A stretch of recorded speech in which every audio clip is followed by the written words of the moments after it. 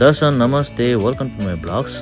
आज हामी चाहिँ दाइको फोन लिन गइरहेको छौँ र दाइ चाहिँ कुद्दै गइराख्नु भएको छ खुसी भएर। अनि हामी चाहिँ पैदल एमआरजी गयौँ र हामी चाहिँ बेस्ट अब युसुफ जाने प्लान गऱ्यौँ र हामी एमआरजी पुगिसकेपछि बेस्ट युसुफ गयौँ र हामीले त्यहाँ S25 अल्ट्रा लिने प्लान गऱ्यौँ र यस्तो बवाल त्यो फोन चाहिँ हामीले लियौँ।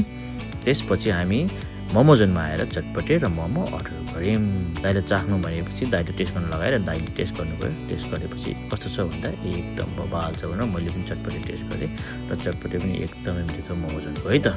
अनि हामीले मोबाइल अनबक्सिङ गर्न थाल्यौँ र दाइले मोबाइल खोल्दै गर्नु र यस्तो देखाउनु भयो। यस्तो मिठो कलर थियो र एकदम दामी कलर, मिठो कलर थियो। दाइ पनि खुसी हुँदै खोलिराख्नु भएको थियो है त। त्यसपछि हामी घर फर्क्यौँ खसीको खुट्टा बोकेर, किनभने मौसम एकदम पानी परिरहेको थियो।